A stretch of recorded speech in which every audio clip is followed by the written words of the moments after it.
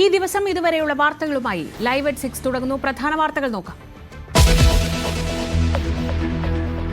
ദീപകിന്റെ ആത്മഹത്യയിൽ ഷിംജിത മുസ്തഫ റിമാൻഡിൽ. അറസ്റ്റ് ചെയ്തത് വടകരയിലെ ബന്ധുവീട്ടിൽ നിന്ന്. പോലീസ് എത്തിയത് ഔദ്യോഗിക വാഹനം ഒഴിവാക്കി മഫ്തിയിൽ. ജാമ്യം നൽകാതെ മഞ്ചേരി ജയിലിലേക്ക് മാറ്റി. പോലീസിനെതിരെ ആരോപണവുമായി ബിജെപി. സ്റ്റേഷനു മുന്നിൽ പ്രതിഷേധം.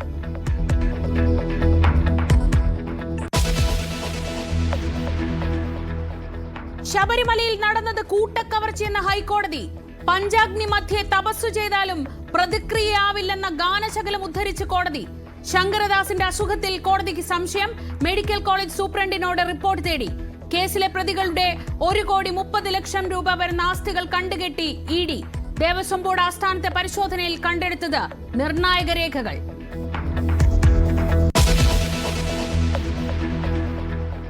വിവാദ വർഗീയ പരാമർശം പിൻവലിച്ച് ഖേദപ്രകടനവുമായി മന്ത്രി സജി ചെറിയാൻ. പറഞ്ഞത് വളച്ചൊടിച്ചെന്ന ന്യായീകരണം. ഖേദവും പിൻവലിക്കലും പാർട്ടി കടുത്ത നിലപാടെടുത്തതിന് പിന്നാലെ പാർട്ടി നിർദ്ദേശപ്രകാരമെന്ന് സ്ഥിരീകരിച്ച് MV ഗോവിന്ദൻ. വിഷയം നിയമസഭയിലും പുറത്തുമുന്നയിക്കാൻ കോൺഗ്രസ്.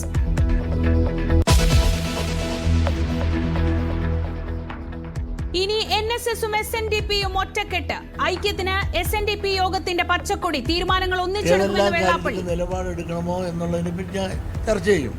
രാഷ്ട്രീയ നിലപാടെടുക്കേണ്ടി വന്നാൽ അതെടുക്കും. അതെല്ലാം അവരവരുടെ നിലപാടനുസരിച്ച് സമദൂരത്തിൽ പോട്ടെ എന്ന് അവർ തീരുമാനിച്ചാൽ അങ്ങനെ പോകും. അതല്ലെങ്കിൽ ഓരോരുത്തർക്കും അവരവരുടേതായ ഇഷ്ടമനുസരിച്ച് രാഷ്ട്രീയ നിലപാടെടുക്കണമെന്ന് തീരുമാനിച്ചാൽ അങ്ങനെ പോകും. SNDP യോഗത്തെ പെരുന്നയിലേക്ക് സ്വാഗതം ചെയ്ത NSS ജനറൽ സെക്രട്ടറി. സതീശൻ വലിയ ഉമ്മാക്കിയല്ലെന്നും G Sukumaran Nair.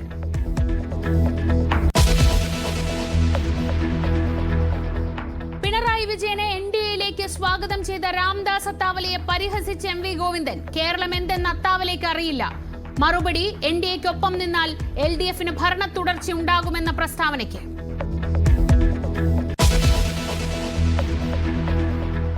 News 18 impact. 2 വർഷമായി കക്കൂസിൽ അന്തിയുറങ്ങിയ സദാനന്ദന് സഹായവുമായി നഗരസഭ. ജനകീയ കമ്മിറ്റിയുമായി സഹകരിച്ച് വീട് വെച്ച് നൽകാൻ തീരുമാനം. തൽക്കാലം വാടക വീട്ടിലേക്ക് മാറ്റും. നടപടി ന്യൂസ് 18 വാർത്തയെ തുടർന്ന്.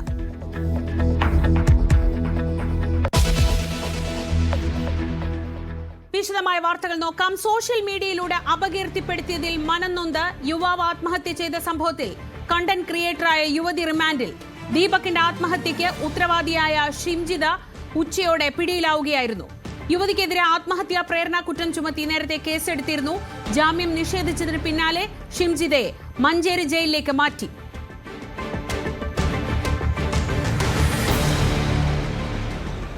പ്രതിയെ കോടതിയിൽ ഹാജരാക്കിയിരിക്കുകയാണ്. 14 ദിവസത്തേക്ക് റിമാൻഡ് ചെയ്തിട്ടുണ്ട്. ഏതായാലും ബെയിൽ ആപ്ലിക്കേഷൻ ഇന്ന് മൂവ് ചെയ്തിട്ടുണ്ട്. പിന്നെ റിപ്പോർട്ടിന് വേണ്ടി വെച്ചിരിക്കുകയാണ്. ഏതായാലും റിപ്പോർട്ട് വരട്ടെ. ബാക്കി കോടതിയുടെ പരിഗണനയിലുള്ള ഒരു കേസായതുകൊണ്ട് കേസിനെ കുറിച്ച് കൂടുതലായിട്ടൊന്നും, അതിന്റെ കോണ്ടൻസിനെ കുറിച്ച് കൂടുതലായിട്ടൊന്നും പറയുന്നില്ല. ഏതായാലും റിപ്പോർട്ട് വന്ന് may be day after tomorrow ആയിരിക്കും. ഡേറ്റ് വെച്ചിട്ടില്ല. ഏതായാലും ഡേ ആഫ്റ്റർ ടുമോറോ റിപ്പോർട്ട് വന്നതിന് ശേഷം ബാക്കിയുള്ള കാര്യങ്ങൾ. ബെയിൽ ആപ്ലിക്കേഷൻ അല്ല, പ്രോസിക്യൂഷൻ അതിന്റെ റിപ്പോർട്ട് വെക്കട്ടെ. റിമാൻഡ് റിപ്പോർട്ട് വെച്ചിട്ടുണ്ട്. അതിൽ നേരത്തെ ഒരുപാട് കാര്യങ്ങളൊക്കെ വെച്ചിട്ടുണ്ട്. ഞാൻ ആ റിമാൻഡ് റിപ്പോർട്ടിലേക്ക് പോയിട്ടില്ല. ഏതായാലും ഇന്ന് പിന്നെ റിമാൻഡ് ചെയ്തല്ലോ. ഏതായാലും മറ്റന്നാൾ അതിന്റെ നമ്മളെ ബെയിൽ ആപ്ലിക്കേഷന്റെ മുകളിലുള്ള റിപ്പോർട്ടും കൂടി വരട്ടെ. വിവരങ്ങളുമായി കോഴിക്കോട് നിന്ന് MS അനീഷ് കുമാർ. അനീഷ്, അതീവ രഹസ്യമായി ഷിംജിതയെ രാവിലെ തന്നെ കസ്റ്റഡിയിലെടുക്കുന്നു. അതീവ രഹസ്യമായി ബാക്കിയുള്ള നടപടിക്രമങ്ങളെല്ലാം പൂർത്തിയാക്കുന്നു. ജയിലിലെത്തുന്നത് വരെ ഒരാളും അറിയുന്നില്ല എന്ന് ഉറപ്പുവരുത്താൻ മാത്രം എന്തായിരുന്നു പോലീസിന് ഈ വിഷയത്തിലുണ്ടായിരുന്ന താല്പര്യം? അവിടെ വലിയ പ്രതിഷേധമൊക്കെ കണ്ടല്ലോ. ഇന്നത്തെ ദിവസം എന്തൊക്കെയാണ് ഈ കേസുമായി ബന്ധപ്പെട്ട് നടന്നത്?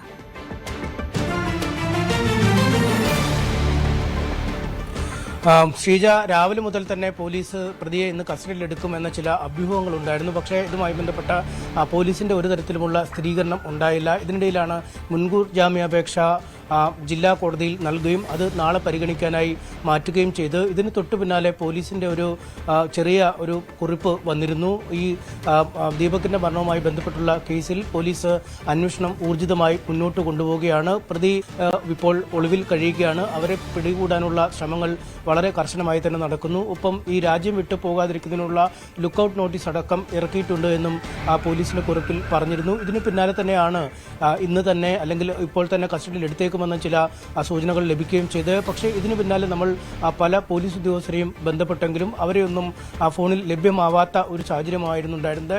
മെഡിക്കൽ കോളേജ് SHOയും മറ്റ് ഉന്നത ഉദ്യോഗസ്ഥരും താഴെത്തട്ടിലുള്ള ഉദ്യോഗസ്ഥരും ഒക്കെ പലപ്പോഴും സ്വിച്ച് ഓഫ് ചെയ്തിരിക്കുന്ന ഒരു സാഹചര്യം. രാവിലെ 10:30 ശേഷം വടകരയിലെ ബന്ധു വീട്ടിൽ നിന്നും ഷിംജിതയെ കസ്റ്റഡിയിലെടുത്തുവെന്നാണ് നമുക്ക് പിന്നീട് മനസ്സിലാക്കാൻ കഴിയുന്നത്. പക്ഷേ അതും സമയക്രമം സംബന്ധിച്ച ഒരു സ്ഥിരീകരണമൊന്നും പോലീസിന്റെ ഭാഗത്തുനിന്നും ഉണ്ടായിട്ടില്ല. ഇതിനുശേഷമാണ് കൊയിലാണ്ടിയിലെ താലൂക്ക് ആശുപത്രിയിൽ പ്രവേശിപ്പിക്കുകയും അവിടുന്ന് വൈദ്യപരിശോധന പൂർത്തിയാക്കുകയും ചെയ്ത്.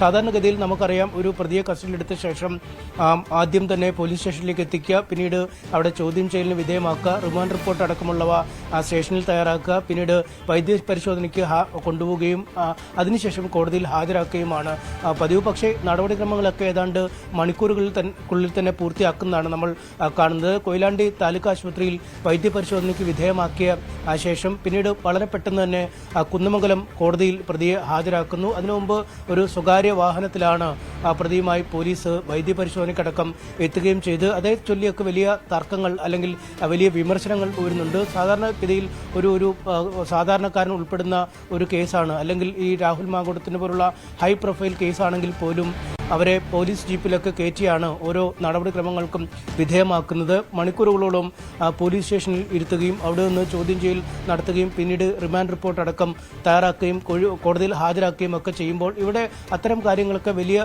പെട്ടെന്ന് തന്നെ ഒരു ഫാസ്റ്റ് ട്രാക്ക് മോഡിൽ കാര്യങ്ങൾ നടക്കുന്നു എന്നാണ് നമുക്ക് കാണാൻ കഴിഞ്ഞത്. പെട്ടെന്ന്, അതായത് ഈ ഷിംജിതയുടെ അഭിഭാഷകൻ മുൻകൂർ ജാമ്യ ഹർജി നൽകിയ അഭിഭാഷകന് പോലും വിവരം ലഭ്യമാവുന്നില്ല. അദ്ദേഹം പോലും ഈ കോടതിയിൽ ഹാജരാക്കുന്നതിന് തൊട്ടു മുമ്പാണ് ഈ കോടതിയിൽ ഹാജരാക്കുന്ന അറിയിച്ചത്. താൽക്കാലികമായി പെട്ടെന്ന് നമ്മൾ നേരത്തെ കേട്ട ശബ്ദത്തിലുള്ള അഭിഭാഷകൻ കുന്നമംഗലം കോടതിയിലെ അഭിഭാഷകനാണ്. അദ്ദേഹത്തെ പെട്ടെന്ന് ഫോണിൽ വിളിച്ച് അല്ലെങ്കിൽ ഫോണിൽ വാക്കാൽ വിളിച്ച് പറഞ്ഞ് ഹാജരാകാനായി നിർദ്ദേശം നൽകിയായിരുന്നു. അത്ര വലിയ തിടുക്കത്തിലാണ് കാര്യങ്ങൾ പോയത്. അതിനുശേഷം കോഴിക്കോട് ജയിലിലല്ല മഞ്ചേരി ജയിലിലേക്ക് അവരെ മാറ്റുന്ന ഒരു സാഹചര്യമാണ് ഉണ്ടായത്. എന്തായാലും വളരെ തിടുക്കപ്പെട്ടുള്ള ഈ നടപടിക്രമങ്ങൾ എന്തിനാണ് എന്നാണ് BJP അടക്കമുള്ള പാർട്ടികൾ ചോദിക്കുന്നത്. അവർ പോലീസ് സ്റ്റേഷനിൽ ചെറിയ തോതിലുള്ള പ്രതിഷേധ മുദ്രാവാക്യമൊക്കെ വിളിക്കുകയും ചെയ്തു. ഒരുപക്ഷെ ഒരു ജനവികാരം എതിരായി നിൽക്കുന്ന ഒരു കേസാണ്. സമൂഹ മാധ്യമങ്ങളിലും ജനങ്ങൾക്കിടയിലുമൊക്കെ വലിയ ചർച്ചയായി മാറിയിരിക്കുന്ന കേസാണ്. അതുകൊണ്ട് ഈ സാധാരണ നടപടിക്രമം പാലിച്ച് മുന്നോട്ട് കൊണ്ടുപോയാൽ ഈ സുരക്ഷാ പ്രശ്നങ്ങൾ ഉണ്ടാവും എന്നതായിരിക്കാം പോലീസിന്റെ ഒരു മുന്നിലുള്ള ഒരു പ്രതിബന്ധമായി, അല്ലെങ്കിൽ അതിനായിരിക്കാം ഇത്ര കാര്യങ്ങൾ രഹസ്യമാക്കി അവർ വെച്ചതെന്ന് വേണം നമുക്കൊരു അനുമാനത്തിൽ എത്തിച്ചേരാൻ. പക്ഷേ അപ്പോഴും ഇതിനേക്കാൾ വിവാദമാവുന്ന കേസുകൾ, ഇതിനേക്കാൾ ജനമധ്യത്തിൽ ചർച്ചയായി മാറിയ കേസുകളിലൊക്കെ ഈ നടപടിക്രമം പാലിച്ചു തന്നെയാണ് പോലീസ് ചെയ്യാറുള്ളത്. അതായത് കസ്റ്റഡിയിലെടുത്ത ശേഷം സ്റ്റേഷനിലെത്തിക്കുന്നു, വിശദമായി ചോദ്യം ചെയ്യുന്നു, അറസ്റ്റ് രേഖപ്പെടുത്തുന്നു, റിമാൻഡ് റിപ്പോർട്ട് തയ്യാറാക്കുന്നു, കോടതിയിൽ വൈദ്യപരിശോധനയ്ക്ക് കൊണ്ടുവന്നു, കോടതിയിൽ ഹാജരാക്കുന്നു. ഏതാണ്ട് 10-15 മണിക്കൂറുകൾ നീളുന്ന നടപടിക്രമങ്ങളാണ് പലപ്പോഴും. നമ്മൾ വളരെ അധികം നാളുകളായി ഇത്തരം നടപടിക്രമങ്ങൾ കാണുന്നതാണ്. ഏറ്റവും ഒടുവിൽ കേരളം കണ്ടതാണ് ഈ രാഹുൽ മാങ്കൂട്ടത്തിലിനെ അറസ്റ്റ് ചെയ്ത രീതി. ആ ദൃശ്യങ്ങൾ പോലീസ് തന്നെ പുറത്തുവിടുന്ന ഒരു സാഹചര്യം, ഒരു വീരപരിവേഷത്തിന് വേണ്ടിയൊക്കെ ഉള്ള രീതിയിൽ പോലീസ് മുട്ടുന്നു, തുറക്കുന്നു, കൂട്ടിക്കൊണ്ടുപോകുന്നു, ബലം പ്രയോഗിക്കുന്നു പറയുന്നു, ഇറങ്ങിക്കൊണ്ടുപോകുന്നു, CCTV, അങ്ങനെ എല്ലാ ദൃശ്യങ്ങൾ ഓരോന്നോരോന്നായി പുറത്തു വന്നതാണ്. പക്ഷേ ഇവിടെ എന്തായാലും പെട്ടെന്നായിരുന്നു നടപടിക്രമങ്ങൾ. അത്തരം ഒരു നീണ്ടു നിൽക്കുന്ന ദൈർഘ്യമേറിയ നടപടിക്രമങ്ങൾ ഉണ്ടായില്ല. പെട്ടെന്ന് തന്നെ കാര്യം കഴിഞ്ഞ് അവരെ റിമാൻഡിലേക്ക് മാറ്റിയിരിക്കുന്നു. ഇനിയിപ്പോൾ നാളെ ജാമ്യാപേക്ഷ നൽകുമെന്നാണ് അഭിഭാഷകൻ അറിയിച്ചിരിക്കുന്നത്. അദ്ദേഹത്തിന് കാര്യമായ സമയം ഈ തയ്യാറെടുപ്പിനൊന്നും ലഭിച്ചില്ല. അതുകൊണ്ട് നാളെ ജാമ്യാപേക്ഷ പരിഗണിക്കും. ഒപ്പം കസ്റ്റഡി ലഭിക്കുന്നതിനുള്ള അപേക്ഷ പോലീസും നൽകും. എന്തായാലും അറസ്റ്റിലായിരിക്കുന്നു എന്നത് തന്നെയാണ് നമുക്ക് ഏറ്റവും ഒടുവിൽ നൽകാൻ കഴിയുന്ന വിവരം. ഈ അറസ്റ്റ് നടപടിക്രമങ്ങളിൽ തൃപ്തിയുണ്ട് എന്ന് കുടുംബം പറയുമ്പോഴും ഈ നടപടിക്രമങ്ങളിൽ ആകമാനം ഒരു മെല്ലപ്പോക്ക് ആദ്യം മുതൽ ഉണ്ടായിരുന്നു. ഒപ്പം അവർക്കൊരു VIP പരിവേഷം നൽകിയത് ശരിയായില്ല എന്ന് കുടുംബം പറയുന്നു. ഒരു മന്ത്രിയെ കൊണ്ടുപോകുന്നത് പോലെ ഒരു സ്വകാര്യ കാറിൽ അകമ്പടിയോടുകൂടി കൊണ്ടുപോകുന്ന കാണുമ്പോൾ ഒരു വിഷമമുണ്ട് എന്നാണ് ദീപകിന്റെ അച്ഛൻ അല്പസമയം മുമ്പ് നമ്മളോട് പറയുകയും ചെയ്ത്. എന്തായാലും വലിയ വിമർശനങ്ങളാണ് വിവിധ കോണുകളിൽ നിന്നും പോലീസിന്റെ ഇന്നത്തെ നടപടിക്രമങ്ങളിൽ ഉണ്ടായിരിക്കുന്നത്. അനീഷ്, നമ്മൾ അവിടെ കണ്ടത് വലിയ രീതിയിലുള്ള ആൾക്കൂട്ടമൊക്കെയാണ് കണ്ടത്. അവരുടെ ഭാഗത്തുനിന്ന് പ്രതിഷേധവുമൊക്കെ ഉണ്ടായിരുന്നു. ഇതിനൊപ്പം BJPയും പ്രതിഷേധവുമായി രംഗത്തെത്തി. ഇതിനെ മറ്റൊരു തരത്തിലേക്ക് രാഷ്ട്രീയമായ പരിവേഷമൊക്കെ ഇതിന് വന്നു തുടങ്ങിയിട്ടുണ്ടോ? അവിടെ കൂടിയ ആളുകൾ അവരുടെ പ്രതികരണവും വളരെ അത്ഭുതം ഉണ്ടാക്കുന്നതായിരുന്നു. എല്ലാവരും ഈ പ്രതിയായ യുവതിക്കെതിരെ തിരിയുന്നതായിരുന്നു അവിടെ കണ്ടത്.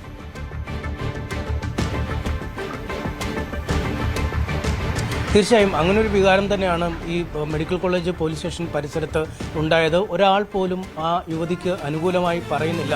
സ്ത്രീകൾ പോലും പറയുന്നത് തങ്ങൾക്ക് അനുകൂലമായി ലഭിക്കുന്ന ചില നിയമപരമായ പരിരക്ഷ പോലും ഇത്തരത്തിൽ ദുരുപയോഗം ചെയ്യുന്ന ആളുകൾ മുന്നോട്ട് വരുമ്പോൾ അതിൻ്റെ ഒരു സത്ത ചോർന്നു പോകുന്ന രീതിയിലേക്ക് കാര്യങ്ങൾ മാറുന്നു. നമ്മളോട് സംസാരിച്ച സ്ത്രീകളിൽ പലരും ബസ്സിൽ വെച്ചും മറ്റു പൊതുഗതാഗത സംവിധാനങ്ങളിൽ പലയിടത്ത് വെച്ചും പലപ്പോഴും ഇത്തരത്തിൽ മോശം പെരുമാറ്റങ്ങൾക്ക് വിധേയരായിട്ടുള്ളവരാണ്.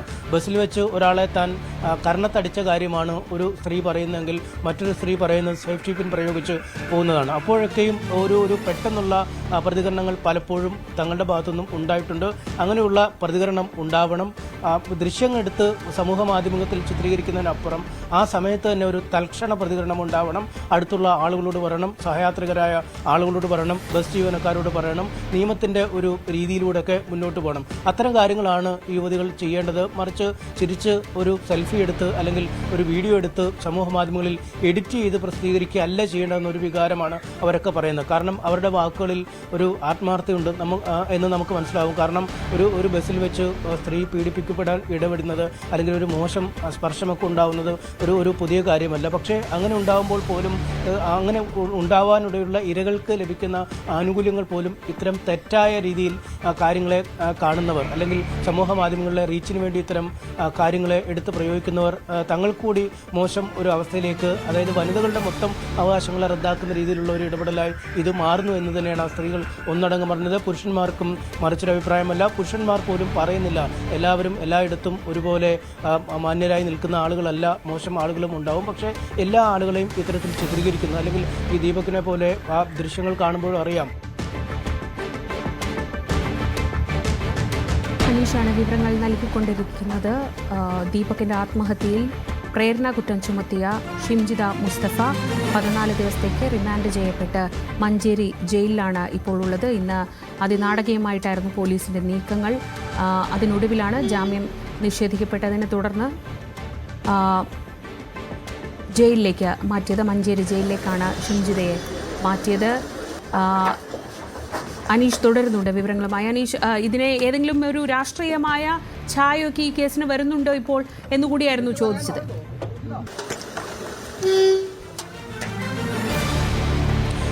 ശ്രീജ, നമുക്ക് അങ്ങനെ ഒരു രാഷ്ട്രീയ മുഖം അല്ലെങ്കിൽ ഒരു ജാതീയ വർഗീയ മുഖമൊക്കെ ഇത്തരം ക്രിമിനൽ കേസുകളിൽ കൽപ്പിക്കാതിരിക്കുക എന്നത് തന്നെയാണ് വലിയ കാര്യം. പക്ഷേ ഇവിടെ നമുക്കറിയാം ഈ BJP പ്രവർത്തകരാണ് വലിയ കാര്യമായി സ്റ്റേഷനിലേക്ക് എത്തുകയും നേരത്തെ തന്നെ അവർ ഈ കസ്റ്റഡിയിലായതിന് തൊട്ടു പിന്നാലെ തന്നെ പറയുന്നുണ്ടായിരുന്നു വളരെ രഹസ്യമായുള്ള ഒരു ഓപ്പറേഷനാണ് ഇവിടെ നടക്കുന്നത്. കസ്റ്റഡിയിൽ എടുക്കുന്നത് ആളുകളെ അറിയിക്കുന്നില്ല, ആശുപത്രിയിൽ എത്തുന്നത് മാധ്യമങ്ങളെയോ മറ്റു ആളുകളെ അറിയിക്കുന്നില്ല, നേരിട്ട് കോടതിയിലേക്ക് കൊണ്ടുപോകാനുള്ള നീക്കങ്ങൾ നടത്തുന്നതടക്കമുള്ള ആരോപണങ്ങൾ ഉന്നയിച്ചത്. ഈ ഒരു നിലപാടിൽ പോലീസിനെതിരെ ശക്തമായ വിമർശനവുമായി അവർ മുന്നോട്ട് പോകും എന്ന് അറിയിച്ചത് BJP പ്രവർത്തകരാണ്. നമുക്കറിയാം ഈ യുവതി ലീഗിന്റെ ഒരു പ്രവർത്തകയാണ്, അല്ലെങ്കിൽ ലീഗിന്റെ പഞ്ചായത്ത് അംഗമായി വിജയിച്ച ആളാണ്. CPM ജില്ലാ സെക്രട്ടറി അടക്കമുള്ളവർ, പന്ന്യൻ രവീന്ദ്രനെ പോലുള്ള മുതിർന്ന CPI നേതാക്കളൊക്കെ ഈ വീട്ടിലെത്തി ഇവരുടെ കുടുംബത്തെ ആശ്വസിപ്പിച്ചവരാണ്. സമൂഹത്തിന്റെ നാനാ തുറകളിലുള്ള ആളുകൾ ഇവിടെ എത്തുകയും ആ കുടുംബത്തെ ആശ്വസിപ്പിക്കുകയും ഒക്കെ ചെയ്യുന്നുണ്ട്. അതുകൊണ്ട് ജാതി മത വർഗത്തിനൊക്കെ അപ്പുറം എല്ലാ ജനങ്ങളും ഒരുപോലെ ഈ കുടുംബത്തിനൊപ്പം നിൽക്കുന്ന ഒരു സാഹചര്യമാണ്. അതുകൊണ്ട് എന്തെങ്കിലും പ്രത്യേക രാഷ്ട്രീയ സ്വാധീനത്തിന് വഴങ്ങിയാവാം ഈ ഇത്തരത്തിൽ ഈ പ്രതിയെ സംരക്ഷിച്ച് കൊണ്ടുവന്നത് എന്ന് നമുക്ക് കരുതാൻ കഴിയില്ല. ഒരുപക്ഷെ നമുക്ക് വിശ്വസിക്കാൻ കഴിയുന്നത് സുരക്ഷാപരമായ കാരണങ്ങളാലാവാം. വടകരയിൽ വെച്ച് അറസ്റ്റ് ചെയ്തുകൊണ്ട് വരുമ്പോൾ അല്ലെങ്കിൽ ആ സമയത്ത് പോലീസ് ജീപ്പിൽ കയറ്റിക്കൊണ്ടുവരുമ്പോൾ ആളുകൾ പ്രതിഷേധിക്കുമെന്നൊക്കെ അങ്ങനെയൊക്കെ വേണമെങ്കിൽ കരുതാം. പക്ഷെ അതിനൊന്നും ഒരു യുക്തിയില്ല. കാരണം ഇതിനേക്കാൾ മോശം അവസ്ഥയിലുള്ള പ്രതികളുമായി, ഇതിനേക്കാൾ ഹീനമായ കൃത്യങ്ങൾ ചെയ്ത പ്രതികളുമായൊക്കെ കേരള പോലീസ് വരുന്നത് നമ്മൾ കണ്ടിട്ടുണ്ട്. അത് എത്ര വലിയ കേസ് അല്ലെങ്കിൽ ചെറിയ കേസ് അല്ലെങ്കിൽ എത്ര ഹീനമായ കുറ്റകൃത്യം ഒന്നുമല്ല. നിയമത്തിന്റെ ഒരു സ്ക്രൂട്ടിനിക്ക് വിധേയമാവുക അല്ലെങ്കിൽ ആ നിയമത്തിന്റെ ഒരു ഘടകത്തിന് വിധേയമാവുക എന്നത് ഒരു കുറ്റം ചെയ്ത ആളെ സംബന്ധിച്ച് അനിവാര്യമാണ്. സമൂഹ മാധ്യമങ്ങളൊക്കെ പലരും പറയുന്നുണ്ട് PP ദിവ്യയ്ക്ക് പോലും കൊടുക്കാത്ത ഒരു ആനുകൂല്യം എന്തുകൊണ്ട് ഇവർക്ക് കൊടുത്തു എന്നതിന് പോലീസ് തന്നെ ഉത്തരം പറയണമെന്ന്. എന്തായാലും പോലീസ് അക്കാര്യത്തിൽ ഇതുവരെ ഒരു വിശദീകരണം നൽകിയിട്ടില്ല. എന്തുകൊണ്ടാണ് തങ്ങൾ ഇത്തരമൊരു രീതി പ്രയോഗിച്ചതെന്ന് SHOയോ അല്ലെങ്കിൽ IGPയോ കമ്മീഷണറോ ഒന്നും ഇക്കാര്യത്തിലൊരു ഔദ്യോഗിക വിശദീകരണമായി പോലീസിന്റെ ഭാഗത്തുനിന്നും ഉണ്ടായില്ല.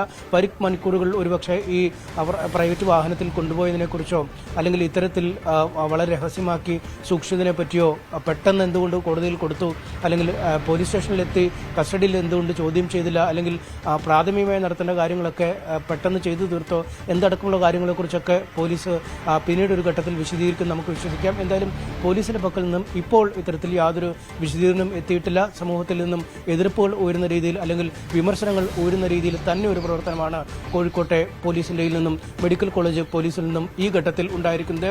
അത് വലിയ വിഷമം ഈ കുടുംബത്തിന് നൽകിയിട്ടുണ്ട് എന്ന് തന്നെയാണ് ആ ദീപകിന്റെ പിതാവ് നമുക്ക് നൽകിയ പ്രതികരണത്തിൽ നിന്നും വ്യക്തമാവുന്നതും. ശ്രീജ, ശരി, MS അനീഷ് കുമാറാണ് കോഴിക്കോട് നിന്ന് വിവരങ്ങൾ നൽകിയത്. ഷിംജിതയ്ക്ക് പോലീസ് VIP പരിഗണന നൽകിയെന്ന ആരോപണവുമായി കുടുംബം. മന്ത്രിമാരെ കൊണ്ടുപോകുന്ന പോലെയാണ് ഷിംജിതയെ അറസ്റ്റ് ചെയ്ത് കൊണ്ടുപോയതെന്നും ഉടൻ തന്നെ ജാമ്യം ലഭിച്ച് പുറത്തിറങ്ങുന്നത് കാണേണ്ടി വരുമെന്നും ദീപകിന്റെ അച്ഛൻ ന്യൂസ് 18നോട് പറഞ്ഞു. രാവിലെ മുതൽ ഉള്ള രഹസ്യമായ ഓപ്പറേഷനൊടുവിൽ അറസ്റ്റ് നടന്നിരിക്കുന്നു. അതിനുശേഷം സ്വകാര്യ കാറിൽ കയറ്റി ആശുപത്രിയിലേക്ക് കൊണ്ടുവന്നു. അവിടെയും മാധ്യമങ്ങളെ അറിയിക്കുന്നില്ല. നേരിട്ട് കുന്നമംഗലം കോടതിയിൽ എത്തിച്ചാണ് റിമാൻഡിങ് ചെയ്തിരിക്കുന്നത്. നമുക്കൊപ്പം കുടുംബമുണ്ട്. വളരെ രഹസ്യമായാണ് രാവിലെ മുതൽ നമ്മൾ പലപ്പോഴും ചോദിച്ചിട്ട് വീഡിയോ കണ്ടാലറിയല്ലോ ശരിക്കും അങ്ങനെയാണ് കൊണ്ടുപോകുന്നത്. അല്ലെങ്കിൽ ഒരു പോലീസ് ജീപ്പിലല്ലേ ആൾക്കാരെ കൊണ്ടുപോവുക. ഏത് ഇത് ഒരു കൊലപാതകയാണ്.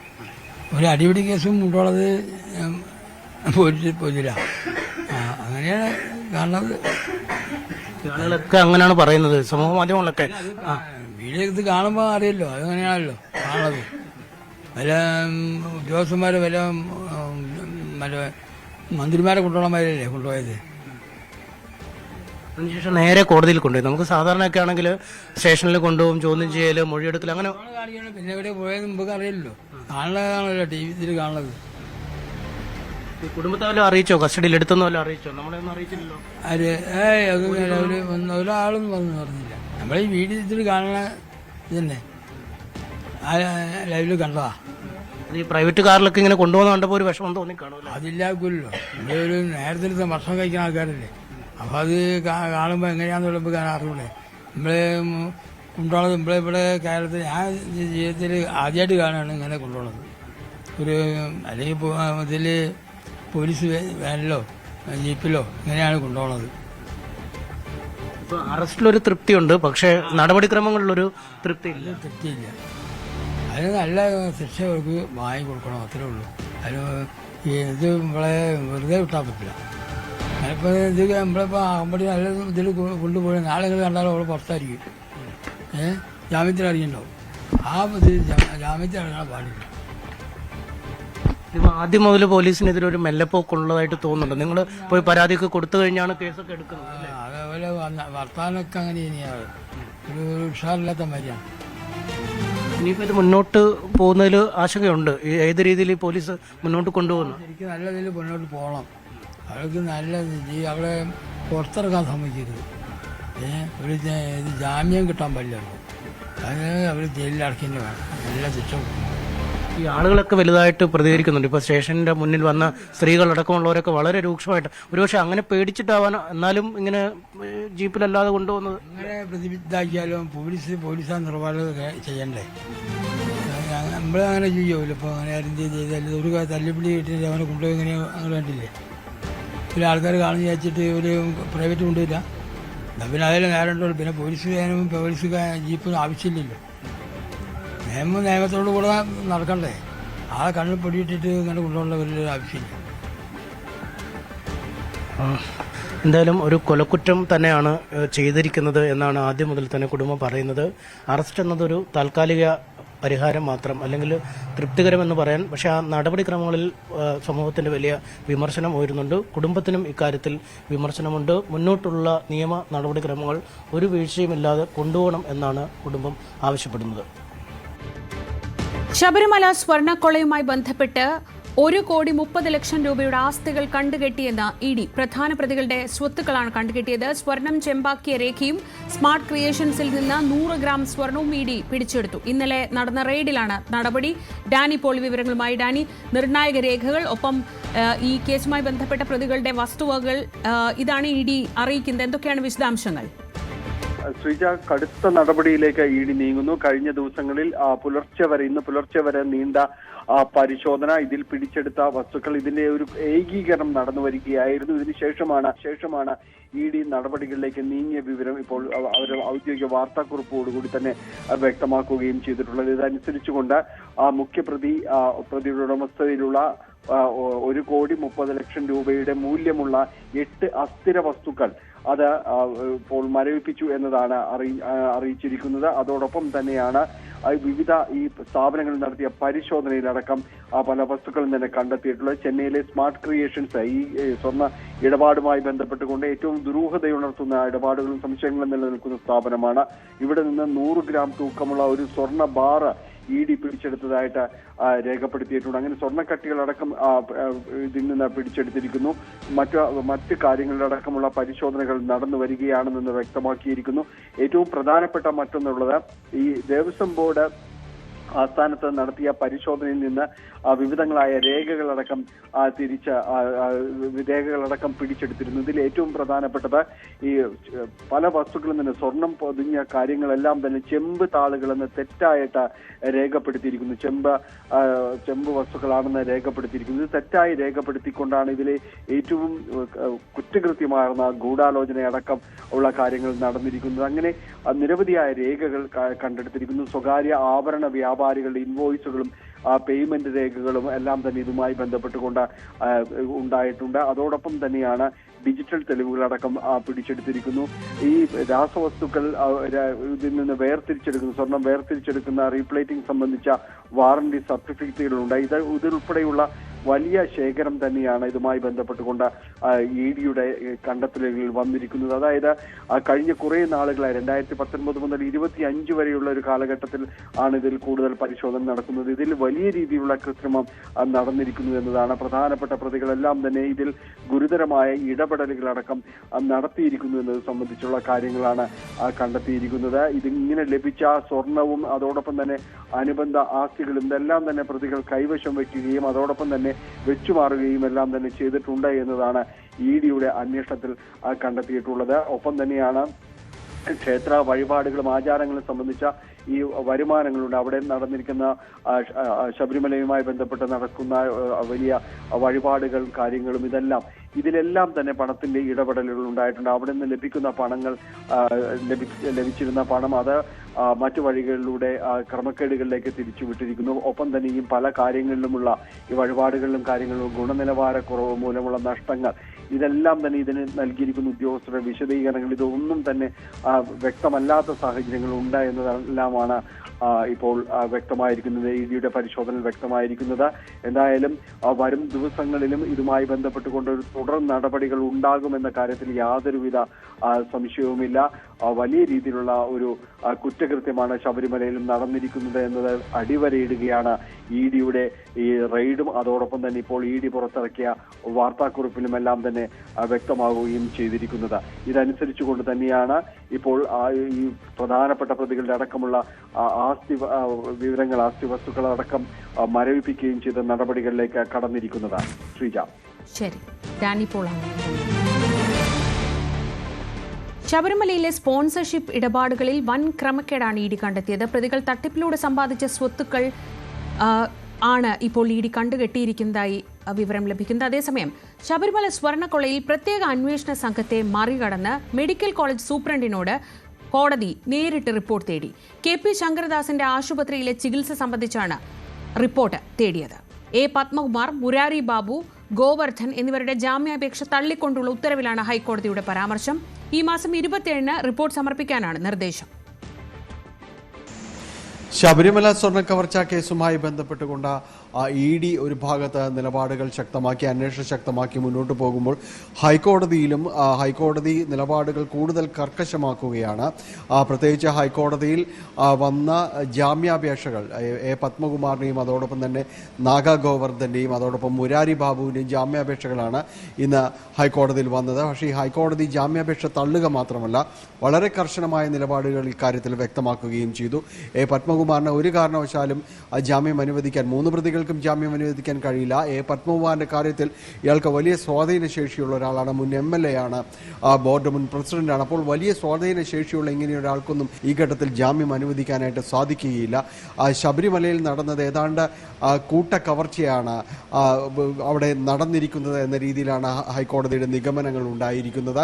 അതുകൊണ്ട് അവിടെ നിന്ന് ഏതാണ്ട് 4 കിലോ 147 ഗ്രാം സ്വർണ്ണമാണ് അപഹരിക്കപ്പെട്ടതായിട്ട് വന്നിരിക്കുന്നത്. അപ്പോൾ ഇത് കണ്ടെത്തേണ്ടതുണ്ട്. ഈ സ്വർണ്ണമെല്ലാം എവിടെ പോയി എന്നതടക്കമുള്ള കാര്യങ്ങൾ കണ്ടെത്തേണ്ടതുണ്ട്. ഇതിന് വിശദമായ ഒരു അന്വേഷണം ഈ ഘട്ടത്തിലെല്ലാം തന്നെ നടക്കുകയാണ്. അതുകൊണ്ട് യാതൊരു കാരണവശാലും ഇവർക്കൊന്നും ജാമ്യം അനുവദിക്കാൻ കഴിയുകയില്ല എന്ന കർക്കശമായ നിലപാടാണ് ഹൈക്കോടതി ഈ ഘട്ടത്തിൽ സ്വീകരിക്കുകയും ചെയ്തത്. ഒപ്പം തന്നെയും ഇതിൽ അറസ്റ്റ് ചെയ്യപ്പെട്ടിട്ടുള്ള മറ്റൊരു പ്രതിയായ KP ശങ്കരദാസിന്റെ ആരോഗ്യകാര്യം സംബന്ധിച്ച് ഹൈക്കോടതി ഇന്ന് പ്രത്യേകം ആരാഞ്ഞിരുന്നു. അത് പ്രത്യേക അന്വേഷണ സംഘത്തെ മറികടന്നുകൊണ്ടാണ് ജയിൽ ആശുപത്രി സൂപ്രണ്ടിനോട് ഇതിൽ വ്യക്തത തേടിയിരിക്കുന്നത്. ഇതിൽ മെഡിക്കൽ ബോർഡ് രൂപീകരിച്ചുകൊണ്ട് ഇദ്ദേഹത്തിന് എന്താണ് അസുഖമെന്നത് വ്യക്തമാക്കണം, ഇദ്ദേഹത്തിന് കഴിയുമെങ്കിൽ ജയിലിൽ ചികിത്സ നൽകാനുള്ള സംവിധാനം ഒരുക്കുക എന്നതടക്കമുള്ള കാര്യങ്ങളാണ് പറഞ്ഞത്.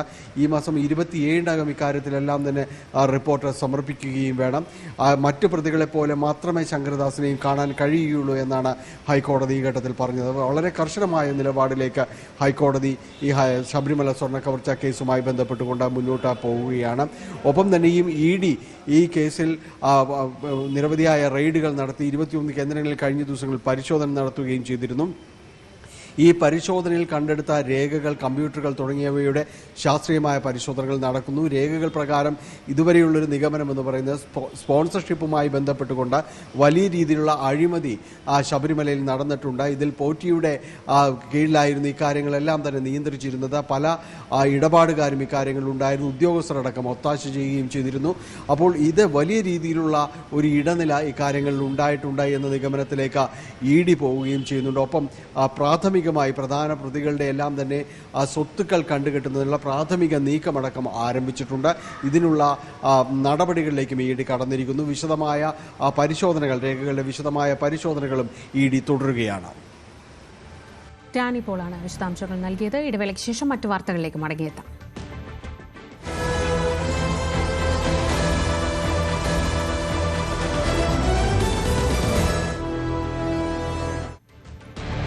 NSSുമായുള്ള ഐക്യത്തിന് വെള്ളാപ്പള്ളിക്ക് SNDP യോഗത്തിന്റെ പൂർണ്ണ പിന്തുണ. വിവിധ സാമുദായിക സംഘടനകളുമായി ചർച്ച നടത്താൻ യോഗം തുഷാർ വെള്ളാപ്പള്ളിയെ ചുമതലപ്പെടുത്തി പ്രമേയം പാസാക്കി. NSS general secretary G. Sukumaran നായരോട് ഫോണിൽ സംസാരിക്കാനാണ് തീരുമാനം. സാമൂഹ്യനീതിക്ക് വേണ്ടിയാണ് കൂടിച്ചേരലെന്ന് വെള്ളാപ്പള്ളി പറഞ്ഞു. അതേസമയം ലീഗിനെതിരായ നിലപാടിൽ ഉറച്ചു നിൽക്കുകയാണ് വെള്ളാപ്പള്ളി നടേശൻ. SNDP യോഗം പാസാക്കിയ പ്രമേയത്തിലും ലീഗിനെതിരെ കടുത്ത വിമർശനമുണ്ട്. SNDP യോഗം ജനറൽ സെക്രട്ടറി വെള്ളാപ്പള്ളി നടേശന്റെ നേതൃത്വത്തിൽ ആലപ്പുഴയിൽ ചേർന്ന SNDP യൂണിയൻ ഭാരവാഹികളുടെ യോഗത്തിൽ വെള്ളാപ്പള്ളി കഴിഞ്ഞ ദിവസം പറഞ്ഞ കാര്യങ്ങൾ, പ്രത്യേകിച്ച് NSSുമായുള്ള യോജിച്ചുള്ള പ്രവർത്തനം ഉൾപ്പെടെയുള്ള കാര്യങ്ങളിൽ ഐക്യകണ്ഠേനയുള്ള പിന്തുണയാണ് അദ്ദേഹത്തിന് ലഭ്യമായത്. മാത്രമല്ല NSSുമായി ചേർന്ന് പോകേണ്ടത് സാമൂഹികപരമായി ഈ കാലഘട്ടത്തിന്റെ അനിവാര്യതയാണ് എന്നാണ് പറയുന്നത്. സാമൂഹ്യ നീതിക്ക് വേണ്ടിയാണ് ഇത്തരമൊരു കൂടിച്ചേരൽ എന്നുള്ളതാണ് വെള്ളാപ്പള്ളി നടേശൻ പറഞ്ഞത്. ഏകദേശം 500ഓളം പ്രതിനിധികൾ വിവിധ ഇടങ്ങളിൽ നിന്നായി ആലപ്പുഴയിൽ ഈ യോഗത്തിന് എത്തിച്ചേർന്നിരുന്നു. മാത്രമല്ല മലപ്പുറം അടക്കമുള്ള വിഷയങ്ങളിൽ വെള്ളാപ്പള്ളി നടേശന് പൂർണ്ണ പിന്തുണ നൽകിക്കൊണ്ടുള്ള പ്രമേയമടക്കം യോഗത്തിൽ പാസാക്കുകയും ചെയ്തു. അത്തരം വിഷയത്തിൽ വെള്ളാപ്പള്ളിക്ക് പൂർണ്ണ പിന്തുണ എന്നുള്ളതാണ്. മലപ്പുറം ആരുടെയും ഒരു സാമ്രാജ്യമല്ല എന്നതടക്കം പ്രമേയത്തിൽ ചൂണ്ടിക്കാണിക്കുകയും ചെയ്തു. ഒപ്പം തന്നെ NSS നിലപാടുമായി ബന്ധപ്പെട്ട് വെള്ളാപ്പള്ളി നടേശൻ പറഞ്ഞത് തൊട്ടടുത്ത ദിവസം തന്നെ, ഏറ്റവും അടുത്ത സമയത്ത് തന്നെ NSSുമായി ബന്ധപ്പെടും. മാത്രമല്ല ഇക്കാര്യങ്ങൾ വിവിധ സാമുദായിക സംഘടനകളുമായി സംസാരിച്ച് മുന്നോട്ട് പോകുന്നതിന് വേണ്ടി SNDP യോഗത്തിന്റെ വൈസ് പ്രസിഡന്റ് കൂടിയായ തുഷാർ വെള്ളാപ്പള്ളിയെ ചുമതലപ്പെടുത്തിയിട്ടുണ്ടെന്നും വെള്ളാപ്പള്ളി നടേശൻ വ്യക്തമാക്കിയിട്ടുണ്ട്. സാമൂഹ്യ നീതിക്ക് വേണ്ടിയുള്ള ഒരു കൂടിച്ചേരലാണ്. രാഷ്ട്രീയപരമായ നിലപാടുകൾ ഇപ്പോൾ എടുക്കുന്നില്ല. വ്യത്യസ്ത രാഷ്ട്രീയ നിലപാടുകളുള്ള ആളുകൾ തങ്ങളോടൊപ്പം ഉണ്ടാകും. ആ രാഷ്ട്രീയ നിലപാടുകൾ, മറ്റു കാര്യങ്ങൾ എന്നിവയെ സംബന്ധിച്ച് പിന്നീട് ഒരുമിച്ച് ചർച്ച ചെയ്ത് തീരുമാനിക്കേണ്ടതാണ് എന്നാണ് അദ്ദേഹം പറഞ്ഞത്. ഏതെല്ലാം കാര്യത്തിൽ നിലപാടെടുക്കണമോ എന്നുള്ളതിനെപ്പറ്റി ചർച്ച ചെയ്യും. രാഷ്ട്രീയ നിലപാടെടുക്കേണ്ടി വന്നാൽ അതെടുക്കും. അതെല്ലാം അവരവരുടെ നിലപാടനുസരിച്ച് സമദൂരത്തിൽ പോട്ടെ എന്ന് അവർ തീരുമാനിച്ചാൽ അങ്ങനെ പോകും. അതല്ലെങ്കിൽ ഓരോരുത്തർക്കും അവരവരുടേതായ ഇഷ്ടമനുസരിച്ച് രാഷ്ട്രീയ നിലപാടെടുക്കണമെന്ന് തീരുമാനിച്ചാൽ അങ്ങനെ പോകും. സാമൂഹ്യ നീതിക്ക് വേണ്ടിയിട്ട് ഉള്ളൊരു കൂട്ടായ്മ, അത് നായാടി തൊട്ട് നസ്രാണി വരെ, അതിൽ ചർച്ചയുടെ രൂപവും ഭാവവും എങ്ങനെയായിരിക്കും എന്നുള്ളതിനെപ്പറ്റി അവിടെ ചെന്ന് ചർച്ച ചെയ്തിട്ട് അവരുമായിട്ട്, അല്ലെങ്കിൽ ഞങ്ങൾ മാത്രം പറയുന്നൊരു അഭംഗിയാണ്, ചർച്ച ചെയ്തിട്ടൊരു രൂപഭംഗി ഉണ്ടാക്കിയ ശേഷം അതിന് വിശദമായ വിവരം നിങ്ങൾ വിളിച്ചറിയിക്കാം. യോഗശേഷവും സുകുമാരൻ നായരുമായി ബന്ധപ്പെട്ടുള്ള വിഷയങ്ങളിൽ അദ്ദേഹത്തിന് പൂർണ്ണ പിന്തുണ നൽകിക്കൊണ്ടുള്ള വാക്കുകളായിരുന്നു വെള്ളാപ്പള്ളി നടേശന്റെ ഭാഗത്തു നിന്ന് ഉണ്ടായത്. തനിക്കും സമുദായത്തിനും പ്രതിസന്ധി ഉണ്ടായ ഘട്ടത്തിൽ ആത്മബലം നൽകിയ ആളാണ് സുകുമാരൻ നായർ എന്നാണ് അദ്ദേഹം പറഞ്ഞത്. മാത്രമല്ല, മലപ്പുറം അടക്കമുള്ള വിഷയങ്ങൾ സുകുമാരൻ നായരുമായി ബന്ധപ്പെട്ടുള്ള ചർച്ചകളുടെ കാര്യങ്ങൾ സൂചിപ്പിച്ചപ്പോൾ അദ്ദേഹവുമായി തനിക്ക് നേരിട്ട് ചർച്ച നടത്തുന്നതിന് യാതൊരു അയിത്തവുമില്ല എന്നുള്ള രീതിയിൽ വെള്ളാപ്പള്ളി നടേശൻ പ്രതികരിക്കുകയും ചെയ്തു. അദ്ദേഹത്തെ നേരിട്ട് കണ്ട് ചർച്ച നടത്തുന്ന സാഹചര്യമുണ്ടാകും. ഒരുമിച്ച് രണ്ടുപേരും വളരെ പെട്ടെന്ന് തന്നെ കാണുന്ന ഒരു സാഹചര്യത്തിലേക്ക് കാര്യങ്ങൾ എത്തും. അതിൽ തന്നെ കഴിഞ്ഞ ദിവസത്തിൽ നിന്ന് വ്യത്യസ്തമായി വെള്ളാപ്പള്ളി നടേശൻ പറഞ്ഞ ചില കാര്യങ്ങൾ ശ്രദ്ധേയമാണ്. അതായത് നായാടി മുതൽ നമ്പൂതിരി വരെ എന്നുള്ള നിലപാടിൽ നിന്ന് നസ്രാണി വരെ എന്ന് അദ്ദേഹം തിരുത്തി പറഞ്ഞു. ഇന്ന് മുസ്ലിം വിഭാഗത്തിലുള്ള, ലീഗ് ഒഴിച്ചുള്ള മുസ്ലിം വിഭാഗത്തിലുള്ള സാമുദായിക സംഘടനകളാണെങ്കിൽ പോലും അവരോടും ചർച്ച നടത്തി ഒരുമിച്ച് പോകേണ്ട സാഹചര്യമുണ്ടെങ്കിൽ അങ്ങനെ ഒരുമിച്ച് പോകും എന്നുള്ളതാണ് വ്യക്തമാക്കിയത്. അതേസമയം ഇന്ന് SNDP പുറപ്പെടുവിച്ച പ്രമേയത്തിലും ലീഗിനെതിരെ രൂക്ഷമായ വിമർശനമാണ് ഉണ്ടായത്. കോൺഗ്രസിനെതിരെയും വിമർശനമുണ്ടായിരുന്നു. ജനാധിപത്യം പറഞ്ഞ വോട്ട് നേടി അധികാരത്തിൽ വരുന്നവർ സ്വന്തം വിഭാഗത്തിന് വേണ്ടി മാത്രം പ്രവർത്തിക്കുന്ന ഒരു സാഹചര്യം ഉണ്ടാകുന്നു. അദ്ദേഹം അത്തരം സാഹചര്യത്തിനെതിരെ, അദ്ദേഹം തുല്യനീതി നടപ്പിലാക്കാത്ത അത്തരം സാഹചര്യത്തിനെതിരെ ഒന്നിച്ചു നിന്ന് എതിർക്കേണ്ട അവസ്ഥ ഉണ്ട്. അതുകൊണ്ട് തന്നെയാണ് അക്കാലം അനിവാര്യമായി മുന്നോട്ട് വന്നതുകൊണ്ട് തന്നെയാണ് ഇത്തരമൊരു നീക്കത്തിന് പിന്നിലെന്നും വെള്ളാപ്പള്ളി വ്യക്തമാക്കുന്നു. അദ്ദേഹത്തിൻ്റെ നിലപാടുകൾക്ക്, അതായത് മതവിദ്വേഷം ഉയർത്തുന്ന രീതിയിൽ മലപ്പുറത്തിനെതിരെ പരാമർശം നടത്തിയെന്ന അടക്കമുള്ള അദ്ദേഹത്തിന് മലപ്പുറം പരാമർശത്തിനുൾപ്പെടെ പൂർണ്ണ പിന്തുണ, ഐക്യകണ്ഠേനയുള്ള പിന്തുണയാണ് ഇന്ന് ഈ യോഗത്തിൽ ഉണ്ടായത്. ഐക്യത്തിനുള്ള SNDP യോഗത്തിന്റെ പ്രമേയത്തെ സ്വാഗതം ചെയ്ത NSS എങ്ങനെ വേണമെന്നത് NSS നേതൃത്വം ചർച്ച ചെയ്ത് തീരുമാനിക്കുമെന്ന് സുകുമാരൻ നായർ പ്രതികരിച്ചു. ഐക്യം കാലഘട്ടത്തിന്റെ ആവശ്യമാണ്. വെള്ളാപ്പള്ളിയുടെ മലപ്പുറം പരാമർശത്തെ പിന്തുണയ്ക്കുന്നു. തുഷാർ എത്തിയാൽ മകനെ പോലെയോ സഹോദരനെ പോലെയോ സ്വീകരിക്കുമെന്നും സുകുമാരൻ നായർ പറഞ്ഞു. രാഷ്ട്രീയത്തിൽ ഞങ്ങൾ ഇപ്പോൾ സമദൂരം തന്നെയാണ്. അതാരുമായിട്ടും ചർച്ച ചെയ്ത് മാറ്റാനൊന്നും പറ്റുന്ന കാര്യമില്ല. ആ ഒരു സമീപനം ആ സമീപനത്തോട് അദ്ദേഹത്തിന് യോജിപ്പുണ്ടോ ഇല്ലെന്നൊന്നും അറിയില്ല. അല്ലെങ്കിൽ ഞങ്ങളത് കൂടെ പോകും, അദ്ദേഹത്തിൻ്റെ രാഷ്ട്രീയത്തിൽ കൂടെ അദ്ദേഹത്തിന് പോകും. അത് ഐക്യത്തിൽ തടസ്സമാവുകയും NSSൻ്റെ അടിസ്ഥാന മൂല്യങ്ങൾ ഉണ്ട്.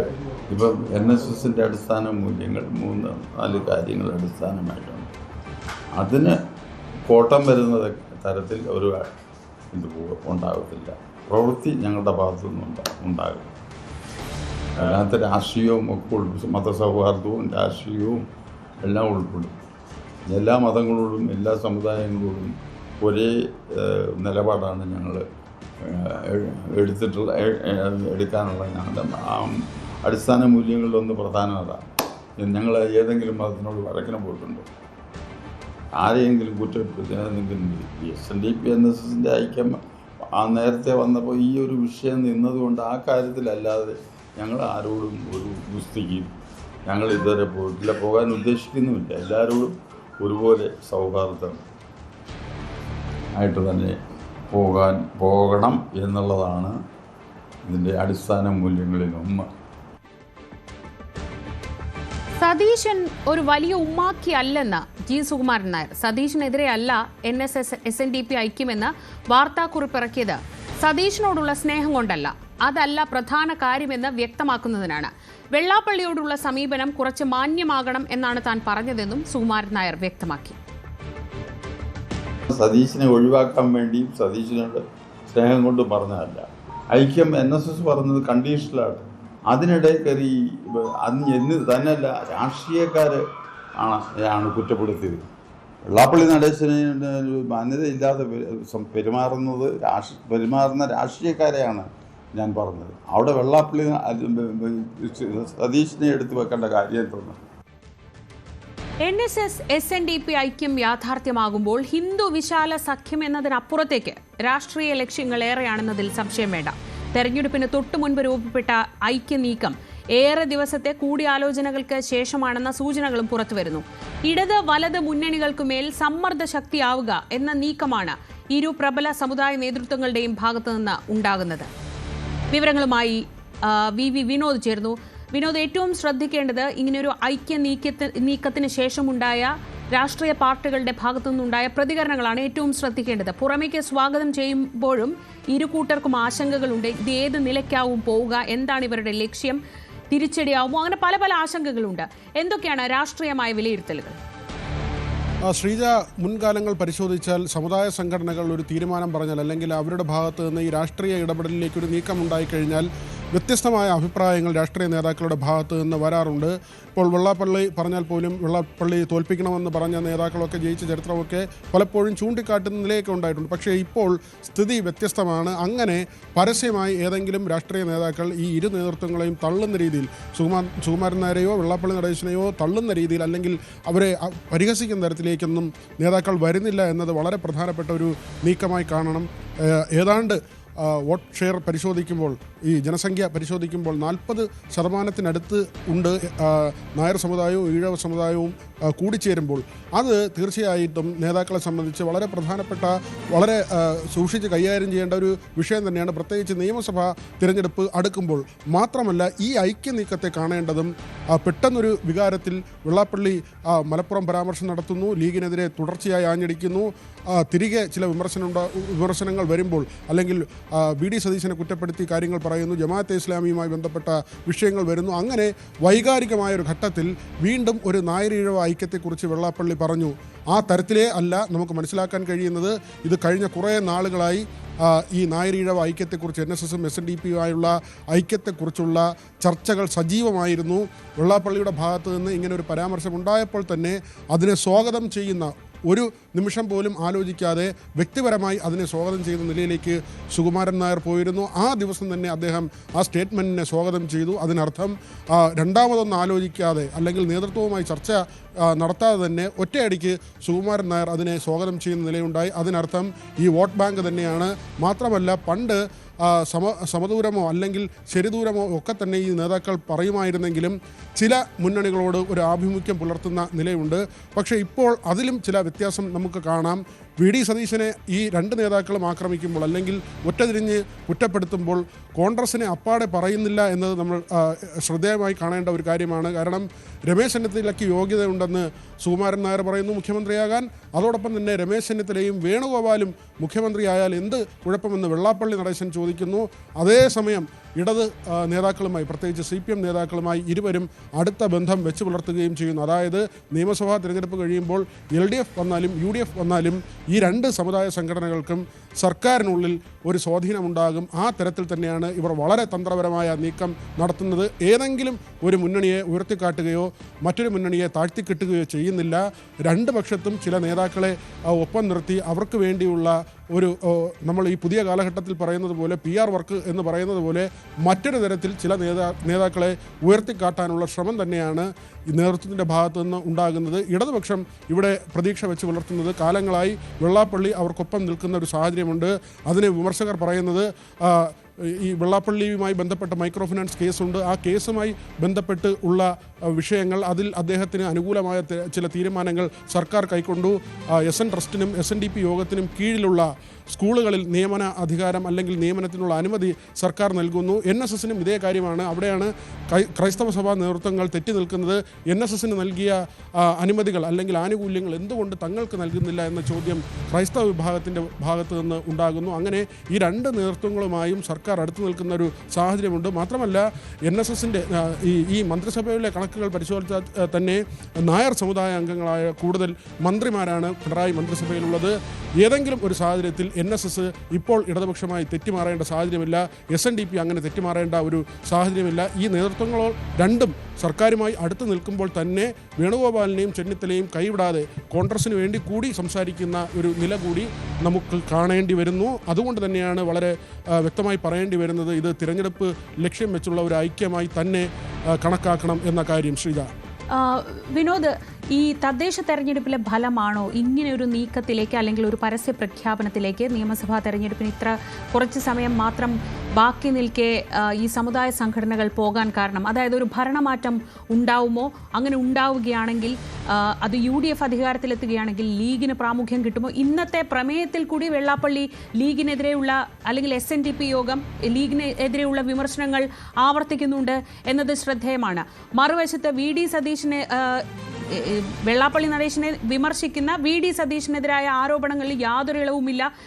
അത് VD സതീശനെ ഒറ്റയ്ക്ക് ആക്രമിക്കാൻ ഒരു ആയുധമാക്കിയെങ്കിൽ അതിൽ മാത്രമാണല്ലോ NSS ഒരു വിശദീകരണം വരുത്തിയിട്ടുള്ളത്. ഇപ്പോൾ തീർച്ചയായും VD സതീശൻ മാത്രമല്ല അവരുടെ ലക്ഷ്യം എന്നത് വ്യക്തമാണ്. ഇതിലൊരു കോമൺ ഫാക്ടർ എന്നതാണ് VD സതീശനോട് ഈ രണ്ട് നേതാക്കൾക്കും താല്പര്യമില്ല, അനഭിമതനാണ് എന്ന കാര്യം. കാരണം 2011 തന്നെ ഉമ്മൻചാണ്ടി സർക്കാരിൽ VD സതീശൻ മന്ത്രിയാകാനുള്ള സാധ്യതകളുണ്ടായിരുന്നു. അന്ന് NSSന് വലിയ താല്പര്യമുണ്ടായിരുന്നില്ല. മറിച്ച് VS ശിവകുമാറിന് വേണ്ടിയാണ് അന്ന് NSS കൂടുതൽ നിലപാട് സ്വീകരിച്ചതും, അല്ലെങ്കിൽ ശിവകുമാറിനെ മന്ത്രിയാക്കണമെന്ന ഒരു ആവശ്യമായിരുന്നു NSSൻ്റെ ഭാഗത്തു നിന്നുണ്ടായത്. അങ്ങനെ ആരോഗ്യമന്ത്രിയായി ശിവകുമാർ എത്തുന്ന ഒരു സാഹചര്യമുണ്ടായി. VD സതീശൻ അവിടെ തഴയപ്പെട്ടു. കഴിഞ്ഞ ദിവസങ്ങളിൽ VD സതീശൻ ചില ഓൺലൈൻ മാധ്യമങ്ങൾക്ക് നൽകിയ അഭിമുഖങ്ങൾ പോലും പറഞ്ഞിരുന്നു, പറവൂരിലെ ജനങ്ങൾ പ്രതീക്ഷിച്ചിരുന്നതാണ് തങ്ങളുടെ ഒരു മന്ത്രി വരും എന്നത്. പക്ഷേ താൻ മന്ത്രിയായില്ല. പക്ഷേ അവിടെ നിരാശയുണ്ടായില്ല. വീണ്ടും കൂടുതൽ വോട്ടിന് താൻ അവിടെ ജയിക്കുകയാണ് ചെയ്തതെന്ന കാര്യമാണ് സതീശൻ പറയുന്നത്. ആ സമയം മുതൽ തന്നെ സുകുമാരൻ നായരും സതീശനുമായി വലിയ അടുപ്പത്തിലായിരുന്നില്ല, ചർച്ചയിലായിരുന്നില്ല. പക്ഷേ സുകുമാരൻ നായർ കഴിഞ്ഞ ദിവസം വെളിപ്പെടുത്തിയത് കഴിഞ്ഞ നിയമസഭാ തിരഞ്ഞെടുപ്പ് സമയത്ത് VD സതീശൻ പെരുന്നയിൽ ചെല്ലുകയും അവിടെ തിണ്ണനിരങ്ങി എന്നതാണ്. 1.5 മണിക്കൂർ തൻ്റെ മുമ്പിൽ വന്നിരുന്നു എന്ന കാര്യമാണ് സുകുമാരൻ നായർ പറയുന്നത്. വെള്ളാപ്പള്ളിയെ കാണാനോ അല്ലെങ്കിൽ ആ തരത്തിലൊരു ആശയവിനിമയത്തിന് പോലും സതീശൻ ഇതുവരെ തയ്യാറായിട്ടില്ല എന്ന് തന്നെയാണ് നമുക്ക് മനസ്സിലാക്കാൻ കഴിയുന്നത്. എപ്പോഴെങ്കിലും അദ്ദേഹത്തെ കാണുകയോ അദ്ദേഹവുമായി ആശയവിനിമയം നടത്തുകയോ ഒന്നും തന്നെ ചെയ്തിട്ടില്ല എന്ന കാര്യം വ്യക്തമാണ്. മലപ്പുറം പരാമർശവുമായി ബന്ധപ്പെട്ടുള്ള ഏറ്റുമുട്ടൽ തുടങ്ങുന്നത് തന്നെ മുസ്ലിം ലീഗ് ആ സമയത്ത് ചിത്രത്തിലുണ്ടായിരുന്നില്ല. ആദ്യം ഒരു പരാമർശം വെള്ളാപ്പള്ളിയുടെ ഭാഗത്തു നിന്നുണ്ടാകുന്നു. അത് മുസ്ലിം വിരുദ്ധമാണെന്ന നിലപാടിൽ സതീശൻ രംഗത്തെത്തുന്നു. പിന്നീടാണ് വെള്ളാപ്പള്ളി കൂടുതൽ കാര്യങ്ങൾ വ്യക്തമാക്കിയത്. OBC വിഭാഗത്തിൽ വരുന്ന മുസ്ലിങ്ങളും ഈഴവരുമുള്ളപ്പോൾ UDF സർക്കാർ വരുമ്പോൾ അതുവരെ ഒപ്പം നിന്ന് സമരം ചെയ്തിട്ട് പിന്നീട് പാലം വലിക്കുന്ന രീതിയാണ് മുസ്ലിം ലീഗ് കാണിക്കുന്നത് എന്നൊരു കാര്യം കൂടുതൽ വ്യക്തമാക്കിക്കൊണ്ട് വെള്ളാപ്പള്ളി നടേശൻ വരികയും ആ ഒരു നിലപാടുമായി അതിശക്തമായി മുന്നോട്ട് പോവുകയും ചെയ്യുകയായിരുന്നു. മുസ്ലിം ലീഗ് എന്നതിനെ മുൻനിർത്തിക്കൊണ്ട് തന്നെയാണ് വെള്ളാപ്പള്ളിയുടെ ഭാഗത്തു നിന്ന് വലിയ ഒരു അറ്റാക്ക് UDF കേന്ദ്രങ്ങൾക്ക് നേരെ അല്ലെങ്കിൽ മുസ്ലിം ലീഗിന് നേരെ ഉണ്ടായത്. അവിടെ ആ കാര്യങ്ങളൊക്കെ തന്നെ മുൻകൂട്ടി തീരുമാനിച്ച പ്രകാരമായിരുന്നു എന്ന ചില സൂചനകളാണ് പുറത്തു വരുന്നത്. കാരണം പെട്ടെന്നൊരു വികാരത്തിൻ്റെ പേരിൽ ഒരു ഐക്യത്തിലേക്ക് പോയതല്ല. NSSും SNDPയും വളരെ കാലമായി ആലോചിച്ചുറപ്പിച്ച ഒരു തീരുമാനം ഇപ്പോൾ നടപ്പായിരിക്കുന്നു എന്ന് വേണം മനസ്സിലാക്കാൻ. R ശങ്കറും മന്നത്ത് പത്മനാഭനും 60കളുടെ തുടക്കത്തിൽ ഹിന്ദു മഹാമണ്ഡലം എന്ന പേരിൽ ഒരു നായരീഴവ ഐക്യം കൊണ്ടുവന്നതാണ്. ദേവസ്വം ബോർഡിൻ്റെ ആദ്യത്തെ ഭരണസമിതിയിൽ ഇരുവരും അംഗങ്ങളായിരുന്നു. അന്ന് സ്വതന്ത്ര തിരുവിതാംകൂറിനെ പിന്തുണച്ചുകൊണ്ട് പ്രസ്താവന നടത്തണമെന്ന് SRCP ആവശ്യപ്പെട്ടപ്പോൾ ഇരു നേതാക്കൾ ഒരുമിച്ച് അത് ചെയ്തതാണ്. അതിനുശേഷം നാരായണ പണിക്കരും വെള്ളാപ്പള്ളിയുമായി നായരീഴവ ഐക്യം കൊണ്ടുവന്നു. അത് പിന്നീട് പൊളിഞ്ഞു പോകുന്ന സാഹചര്യമുണ്ടായി. ആദ്യത്തേതും ആ തരത്തിൽ തന്നെയാണ്. ഇതെല്ലാം സംഭവിച്ചത് സംവരണം എന്ന ഒരു കാര്യത്തിലാണ്. കാരണം NSS എക്കാലത്തും ആവശ്യപ്പെടുന്നത് സാമ്പത്തിക സംവരണവും SNDP എല്ലാ കാലത്തും ആവശ്യപ്പെടുന്നത് സാമുദായിക സംവരണവുമാണ്. PSC നിയമനം ഉൾപ്പെടെയുള്ള കാര്യങ്ങളിൽ വലിയ തർക്കങ്ങൾ വലിയ കാലങ്ങളായി സുപ്രീം കോടതി വരെ കേസിന് പോകുന്ന നിലയുണ്ടായിരുന്നു. അക്കാര്യങ്ങളിലൊക്കെ തന്നെ ഇപ്പോൾ നേതാക്കൾ വലിയ വിശദീകരണം നടത്തുന്നില്ല. അതുകൊണ്ട് തന്നെയാണ് തിരഞ്ഞെടുപ്പ് മാത്രം ലക്ഷ്യം വെച്ചുള്ള ഒരു ഐക്യമായി ഇതിനെ കാണേണ്ടി വരുന്നത്. അടിസ്ഥാന വിഷയങ്ങളിൽ ഇതുവരെ ഒരു വ്യക്തത വന്നിട്ടില്ല, ഒരു ക്ലാരിറ്റി വരുത്താൻ ഈ രണ്ട് സമുദായ നേതാക്കളും തയ്യാറായിട്ടില്ല. അതുകൊണ്ട് തന്നെ ഈ ഐക്യ നീക്കം എത്രകാലം നിലനിൽക്കും എന്നത് വളരെ പ്രസക്തമായ ചോദ്യമായി മാറുകയും ചെയ്യുന്നു. ശ്രീജ. ശരി, PV വിനോദാണ് വിവരങ്ങൾ നൽകിയത്. വർഗീയ ചേരിതിരിവിന് വഴിവെക്കുന്ന പരാമർശം പിൻവലിച്ചും ഖേദം പ്രകടിപ്പിച്ചും മന്ത്രി സജി ചെറിയാൻ. CPM നേതൃത്വത്തിന്റെ കർശന നിർദ്ദേശത്തെ തുടർന്നാണ് പ്രസ്താവന പിൻവലിക്കാൻ സജി ചെറിയാൻ തയ്യാറായത്. ന്യൂനപക്ഷങ്ങൾക്ക് CPMനോടുള്ള അതൃപ്തി വർദ്ധിപ്പിക്കാൻ മാത്രമേ പരാമർശം ഇടയാക്കൂ എന്നും തെരഞ്ഞെടുപ്പിൽ അത് തിരിച്ചടിക്ക് കാരണമാകുമെന്നുമാണ് CPMന്റെ വിലയിരുത്തൽ. തന്റെ വാക്കുകൾ വളച്ചൊടിച്ചതാണെന്നും പറഞ്ഞതിന്റെ ഉദ്ദേശശുദ്ധി മനസ്സിലാക്കാതെ ആർക്കെങ്കിലും വേദനയോ പ്രയാസമോ ഉണ്ടായിട്ടുണ്ടെങ്കിൽ ഖേദം പ്രകടിപ്പിക്കുന്നു എന്നുമാണ് സജി ചെറിയാന്റെ വിശദീകരണം.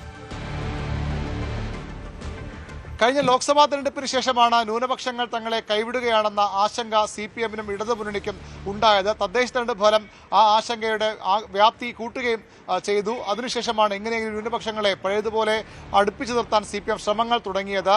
ഭൂരിപക്ഷ വോട്ടുകൾ അനിവാര്യമാണെങ്കിൽ പോലും ന്യൂനപക്ഷ വോട്ടുകൾ, പ്രത്യേകിച്ച് മതേതര ചേരിയിൽ ഉറച്ചു നിന്ന എക്കാലത്തും ഇടതുപക്ഷത്തിനൊപ്പം നിൽക്കുന്ന ആളുകൾ കൂടി അകന്നു പോകുന്ന ഒരു കാരണവശാലും അംഗീകരിക്കാൻ കഴിയാത്ത ഒരു രാഷ്ട്രീയ സാഹചര്യത്തിലേക്ക് ഇടതുമുന്നണിയും CPM എത്തിച്ചേർന്നിരുന്നു. അതിനിടയിലാണ് സജി ചെറിയാന്റെ വിവാദ പ്രസ്താവന. NSS SNDP നേതൃത്വം സംയുക്തമായി ഐക്യത്തിലേക്ക് പോകുന്ന ഒരു പ്രസ്താവന നടത്തി. അതിന്റെ രാഷ്ട്രീയ ഗുണം ഇടതുമുന്നണിക്കുണ്ടാകും എന്ന ഒരു ചർച്ചകൾ നടക്കുന്നതിനിടെയാണ് അതിന്റെ എല്ലാ ശോഭയും കെടുത്തിക്കൊണ്ട് സജി ചെറിയാന്റെ വിവാദ പ്രസ്താവന വന്നത്. തങ്ങൾക്കൊപ്പം പതിറ്റാണ്ടുകളായി നിൽക്കുന്ന മതേതര ചേരി പോലും അകന്നു പോകാൻ തക്ക വർഗീയ സ്വഭാവമുള്ള പ്രസ്താവനയാണ് സജിയുടേതെന്ന് തുടക്കത്തിൽ തന്നെ CPM തിരിച്ചറിഞ്ഞു. മന്ത്രിയെ പൂർണ്ണമായും തള്ളിപ്പറയുകയും എന്നാൽ ചേർത്ത് നിർത്തുകയും ചെയ്യാത്തൊരു സമീപനമാണ് CPM-ന്റെ സംസ്ഥാന സെക്രട്ടറി അടക്കമുള്ളവർ സ്വീകരിച്ചത്. പാർട്ടി നിലപാടല്ലെന്ന് പറഞ്ഞുകൊണ്ട് സജിയുടെ പ്രസ്താവനയുള്ള അമർഷം CPM നേരത്തെ തുടക്കത്തിൽ നിന്ന് വ്യക്തമാക്കിയിരുന്നു. അത് തിരിച്ചറിഞ്ഞാണ് സജി ചെറിയ രണ്ടാം ദിവസം തന്റെ പ്രസ്താവന വിശദീകരണവുമായി രംഗത്ത് വന്നു. പക്ഷേ അത് ആ പ്രസ്താവനയിൽ നിന്ന് പിന്മാറാൻ അദ്ദേഹം തയ്യാറാകാത്തത് കാര്യങ്ങൾ ഒന്നുകൂടി വഷളാക്കിയിരുന്നു. CPM-നൊപ്പം നിന്നു പോകുന്ന സാമുദായിക സംഘടനകൾ പോലും ഇത് കടുത്ത അമർഷം രേഖപ്പെടുത്തി. INL പോലെ മുന്നണിയിലുള്ള കക്ഷികളും സജി ചെറിയാന്റെ പ്രസ്താവന തള്ളിപ്പറഞ്ഞ് രംഗത്ത് വന്നു. അപകടം രൂക്ഷമാണ്, അപകടത്തിന്റെ ആഘാതം പ്രതീക്ഷന് അപ്പുറമാകുമെന്ന് തിരിച്ചറിയിലാണ് CPM സജി ചെറിയാനോട് അടിയന്തരമായി പ്രസ്താവന പിൻവലിക്കാൻ ആവശ്യപ്പെട്ടത്. സാധാരണഗതി ഇത്തരം പ്രസ്താവനകൾ വരുമ്പോൾ നേതാക്കൾ അത് ഖേദം പ്രകടിപ്പിക്കുക എന്നതാണ് പതിവ്. പക്ഷേ ഖേദം പ്രകടിപ്പിച്ചതിനൊപ്പം ആ പ്രസ്താവന പിൻവലിച്ചുകൊണ്ടാണ് സജി ചെറിയാൻ തന്റെ മതേതര ബോധം, തന്റെ മതേതര നിലപാടുകൾ ആവർത്തിച്ചു പറഞ്ഞുകൊണ്ട് അത് ആരെങ്കിലും വേദനിപ്പിച്ചിട്ടുണ്ടെങ്കിൽ ആ പ്രസ്താവന കൂടി പിൻവലിക്കുക എന്ന് പറഞ്ഞുകൊണ്ട് പ്രശ്നത്തിന്റെ പരിഹാരത്തിനുള്ള വഴി തുറന്നിട്ടത്. ഏതായാലും വലിയ തിരിച്ചടി ഉണ്ടാക്കുമെന്ന് CPM വിലയിരുത്തിയ വിഷയത്തിലാണ് ഇപ്പോൾ സജി ചെറിയാന്റെ പ്രസ്താവനയോട് കൂടി CPM മുഖം രക്ഷിക്കാൻ ശ്രമിക്കുന്നത്. എങ്ങനെയാണ് ഇതിനോട് ഈ സാമുദായിക സംഘടനകളൊക്കെ പ്രതികരിക്കുക എന്ന് കാത്തിരുന്ന് കാണേണ്ടി വരും. ഏതായാലും സജി ചെറിയാന്റെ തുടർ പ്രസ്താവനകൾ, തുടർച്ചയായ വിവാദങ്ങൾ, അദ്ദേഹം പറയാൻ ഉദ്ദേശിക്കുന്ന കാര്യങ്ങളല്ല പലപ്പോഴും പുറത്തു വരുന്നത്. സജിയോട് നേരത്തെ തന്നെ നിർദ്ദേശിച്ചതാണ് പ്രസ്താവനകളിൽ, പ്രസംഗങ്ങളിൽ കൃത്യമായ ചിന്തിച്ച് മാത്രമേ പറയാവൂ, എടുത്തിയാടി കാര്യങ്ങൾ പറയുന്ന ഒരു നിർദ്ദേശം നേരത്തെ സജിക്ക് നൽകിയതാണ്. പക്ഷേ വീണ്ടും സജി ചെറിയാൻ CPM-നെ വലിയ പ്രതിരോധത്തിലാക്കുന്നത് പതിവായി മാറുകയാണ്. അവിടെയാണ് ഇപ്പോൾ CPM-ന്റെ കർശന ഇടപെടലിനെ തുടർന്ന് സജി ചെറിയാൻ പ്രസ്താവന തന്നെ പിൻവലിക്കേണ്ട സാഹചര്യമുണ്ടായത്. സജി ചെറിയാന്റെ വിവാദ പരാമർശത്തിൽ പാർട്ടിയും സർക്കാരും നടപടിയെടുക്കണമെന്ന KPCC അധ്യക്ഷൻ സണ്ണി ജോസഫ്. സജി ചെറിയാന്റെ ഖേദപ്രകടനത്തിനായി വാർത്താക്കുറിപ്പ് മതിയാവില്ല. കേരളത്തിന്റെ സാംസ്കാരിക മന്ത്രി വർഗീയതയ്ക്കാണ് തീ കൊളുത്തുന്നത്. സജി ചെറിയാൻ വിഷയം നിയമസഭയ്ക്കകത്തും പുറത്തും ഉയർത്തുമെന്നും സണ്ണി ജോസഫ് പറഞ്ഞു. അദ്ദേഹത്തെ പാർട്ടി നടപടിയെടുക്കണം. അദ്ദേഹത്തിന്റെ പേരിൽ ഈ കഴിഞ്ഞ ദിവസങ്ങളിലൊക്കെ അദ്ദേഹത്തെ സംരക്ഷിക്കാനാണ്. അദ്ദേഹം കേരളത്തിന്റെ സാംസ്കാരിക മന്ത്രിയാണ്. അദ്ദേഹം വർഗീയതയ്ക്ക് തീ കൊളുത്തുകയാണ് ചെയ്തത്. വർഗീയ വിദ്വേഷ പ്രസംഗം നടത്തി. നേരത്തെ ഭരണഘടനയെ അവഹേളിച്ച ഒരു മന്ത്രിയാണ്. അദ്ദേഹത്തിന്റെ പേരിൽ പാർട്ടിയും ഗവൺമെന്റും നടപടി സ്വീകരിക്കണം. അദ്ദേഹത്തെ ന്യായീകരിക്കുന്ന മുഖ്യമന്ത്രിയുടെയും CPM നേതൃത്വത്തിന്റെയും നിലപാട് കേരളത്തിലെ ജനങ്ങൾ ഇഷ്ടപ്പെടുന്നില്ല. അതേസമയം സജി ചെറിയാൻ ഖേദം പ്രകടിപ്പിച്ചതിനെതിരെ വെള്ളാപ്പള്ളി നടേശൻ രംഗത്തെത്തി. സജി ചെറിയാൻ രാഷ്ട്രീയക്കാരനായതിനാലാണ് ഖേദം പ്രകടിപ്പിച്ചത്. ഇത് തെറ്റായിപ്പോയെന്നും വെള്ളാപ്പള്ളി പറഞ്ഞു. തെറ്റായിപ്പോയി ഖേദം പ്രകടിപ്പിച്ചത്. ഉള്ള സത്യം രാഷ്ട്രീയക്കാരനായതുകൊണ്ടാണ് ഖേദം പിടിപ്പിച്ചത്. ഞാനാണ് ഖേദം ഒരു സത്യം പറഞ്ഞാണ്. ആ സത്യം പറഞ്ഞിട്ട് പിന്നെ ഖേദം. ഈ സത്യം പറയാൻ ഞാൻ ഖേദം പറയുന്നത് വോട്ട് നോക്കിയാണ്. എനിക്കാരുടെ വോട്ട് വേണ്ട. അയാളുടെ ഹൃദയത്തിൽ തട്ടിയ ഒരു സത്യം പറഞ്ഞു. സജി ചെറിയാന്റെ വർഗീയ പരാമർശത്തിനെതിരെ പ്രമേയവുമായി സമസ്ത പൈതൃക സമ്മേളനം. മന്ത്രി വർഗീയത വളർത്താൻ ശ്രമിക്കുന്ന ദുശക്തികളുടെ ശബ്ദമെന്നാണ് വിമർശനം. മന്ത്രി ആ സ്ഥാനത്തിരിക്കാൻ അർഹത നഷ്ടപ്പെട്ട വ്യക്തിയാണ്. ആനമങ്ങാട് മുഹമ്മദ് കുട്ടി ഫൈസിയാണ് പ്രമേയം അവതരിപ്പിച്ചത്. സജി ചെറിയാൻ മാപ്പ് പറയണമെന്നും പ്രമേയത്തിൽ പറയുന്നു. സമാധാനത്തിനും സാഹോദര്യത്തിനും കേളുകേട്ട കേരളക്കരയിൽ വർഗീയത വളർത്തുവാൻ ശ്രമിക്കുന്ന ദുശക്തികളുടെ ശബ്ദമായി മാറുന്ന സജി ചെറിയാൻ മതേതര പ്രദേശത്ത് മന്ത്രിസ്ഥാനത്തിരിക്കാൻ അർഹത നഷ്ടപ്പെട്ട വ്യക്തിയാണെന്നും കേരളീയരെ അപമാനിച്ചിട്ടുള്ള തന്റെ പ്രസ്താവന പിൻവലിച്ച് കേരളീയ സമൂഹത്തോട് മാപ്പ് പറയണമെന്നും ഈ സമ്മേളനം ആവശ്യപ്പെടുന്നു. സജി ചെറിയാന്റെ പ്രസ്താവനയ്ക്കെതിരെ വെൽഫെയർ പാർട്ടി സംസ്ഥാന പ്രസിഡന്റ് റസാഖ് പാലേരിയും രംഗത്തെത്തി. സംഘപരിവാർ സ്വീകരിക്കുന്ന അതേ രീതിയാണ് CPM-ന്റേതെന്നാണ് വിമർശനം. AK ബാലനും സമാന രീതിയിലാണ് പ്രതികരിച്ചത്. CPM ചെയ്യുന്നത് അപകടകരമായ കാര്യമാണെന്നും ഇതിന്റെ നേട്ടം കൊയ്യുക BJP ആണെന്നും റസാഖ് പാലേരി പറഞ്ഞു. കേരളത്തിലെ മുസ്ലിം രാഷ്ട്രീയ പ്രതിനിധാനങ്ങളെയെല്ലാം വർഗീയവൽക്കരിക്കാനുള്ള നീക്കം CPM നടത്തിക്കൊണ്ടിരിക്കുന്നതിൻ്റെ ഭാഗമായിട്ടാണ് ഈ പ്രസ്താവന എന്ന് നമുക്ക് കാണാൻ സാധിക്കും. ഇത്തരം പ്രവണതകൾ കേരളീയ സമൂഹത്തിലെ മതനിരപേക്ഷ സോഷ്യൽ ഫാബ്രിക്കിനെ തകർക്കാനുള്ള നീക്കമാണ്. CPM കുറേ കാലമായി അത് നടത്തിക്കൊണ്ടിരിക്കുകയാണ്. ഇത് ഇന്ത്യയിൽ BJP പരീക്ഷിച്ച രീതിയാണ്. വിവാദ പ്രസ്താവനയിൽ ഖേദം പ്രകടിപ്പിച്ച സമസ്ത നേതാവ് നാസർ ഫൈസി കൂടത്തായി. ഐക്യത്തെക്കുറിച്ച് വിശദീകരിക്കാൻ താൻ നടത്തിയ ഉദാഹരണത്തിൽ വെള്ളാപ്പള്ളി നടേശനോടും സുകുമാരൻ നായരോടും ഖേദം പ്രകടിപ്പിക്കുന്നു. NSSും SNDPയും ഐക്യപ്പെടുന്നതിൽ വിരോധമില്ല, അതിനെ പ്രോത്സാഹിപ്പിക്കുന്നുണ്ട്. പക്ഷേ അത് ഇതര മതങ്ങൾക്കെതിരാവരുതെന്നും നാസർ ഫൈസി പറഞ്ഞു. ഒരു ഉദാഹരണം സാങ്കല്പികമായിക്കൊണ്ട് ഞാൻ പറഞ്ഞു. അതൊരു നേതാവിൻ്റെ സംഘടനയുടെ മറ്റൊരു സംഘടനയുടെ നേതാവിൻ്റെ മകളെ വിവാഹം ചെയ്തുകൊണ്ട് മാതൃക കാണിക്കണമെന്ന് പറഞ്ഞ പരാമർശം സ്വാഭാവികമായിക്കൊണ്ടും രണ്ട് വ്യക്തികളിലും അല്ലെങ്കിൽ വിവാഹത്തിലും കേന്ദ്രീകരിക്കുന്ന ഒരു വിഷയമായതുകൊണ്ട് എല്ലാ ഉദാഹരണങ്ങളും സൂട്ടാകുന്നമെന്നില്ല. ഈ ഉദാഹരണം ശരിക്കും യഥാർത്ഥത്തിൽ അവിടെ പറയരുതായിരുന്നു. ഈ ഉദാഹരണം അവിടെ ശരിയായിട്ടില്ല. കാരണം ഞാനതിൽ ഖേദം പ്രകടിപ്പിക്കുകയാണ്. രണ്ട് സമുദായത്തോടും രണ്ട് സമുദായത്തിൻ്റെ നേതാക്കന്മാരോടും ഖേദം പ്രകടിപ്പിക്കുന്നു. വെള്ളാപ്പള്ളി നടേശന് മകനുണ്ടെങ്കിൽ സുകുമാരൻ നായരുടെ മകളെ വിവാഹം കഴിച്ച് മാതൃക കാണിക്കുമോ എന്നും ഐക്യം അവിടെ നിന്ന് ഉണ്ടാകട്ടെ എന്നുമായിരുന്നു നാസർ ഫൈസിയുടെ വിവാദ പരാമർശം. മുഖ്യമന്ത്രി പിണറായി വിജയനെ NDAയിലേക്ക് ക്ഷണിച്ച് കേന്ദ്രമന്ത്രി രാംദാസ് അത്താവലെ. കേരളത്തിന് കേന്ദ്ര സഹായം വേണമെങ്കിൽ മുഖ്യമന്ത്രി NDAയുടെ ഭാഗമാകണമെന്നായിരുന്നു പരാമർശം. NDA ഭരിക്കുന്ന സംസ്ഥാനങ്ങളിലാണ് കൂടുതൽ വികസനം നടക്കുന്നതെന്നും അദ്ദേഹം കൂട്ടിച്ചേർത്തു. Therefore, I appeal Honorable Vijayan ji. He will come and join our NDA, and in the coming assembly election, if the Vijayan and BJP will come together, then there should not be any problem for taking the power in Kerala. Otherwise, after 5 years, I appeal to the Communist Party: you don't oppose the development plan. You oppose the BJP, but you don't oppose development plan. And Narendra Modi's plan is also development plan, and therefore this will be also very revolutionary decision of the Communist Party. The socialist parties are also joining the NDA. Then why the Communist Party is not going to join the NDA?